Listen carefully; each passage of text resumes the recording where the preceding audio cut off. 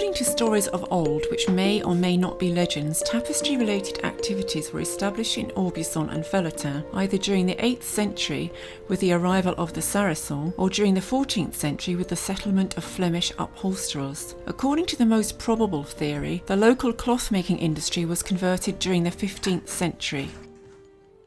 In 1665, Colbert granted the status of royal manufactory to all the workshops in Aubusson, which were mainly located in the districts of Terrade and Saint Jean. This recognition strengthened the development of tapestry production in Aubusson, with orders for major tapestries covering religious and legendary themes, leading to international acclaim. Aubusson was a supplier to the Europe of the Enlightenment. During the 19th century, tapestry production took on an industrial form, with the establishment of several factories whose main activity was the production of carpets. The largest of these factories included Amont, Bracquigny and Salandreuse, each employing several hundred workers.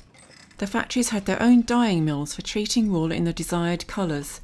Ranges of dyed wool were stored in different compartments and arranged by shade of colour. They were placed on bobbins manually by winders, using simple wooden spinning wheels which they activated using a crank handle. In the factories of days gone by, a single piece of work required a good 10 or so people. Using low warp looms, teams of weavers worked horizontally to produce the famous tapestries of Aubusson. At the outset, this skilled job was restricted to men. Later, using low warp looms, which were vertical, it was mainly less well-paid women and young girls who produced the knotted carpets, known as savonnerie carpets. These workers were known as velouteurs. In 2012, Aubusson featured 3 manufactories and 5 tapestry workshops in operation. The number of these small workshops, which guarantee expertise of an excellent standard, is now increasing due to the action of the Cité de la Tapisserie.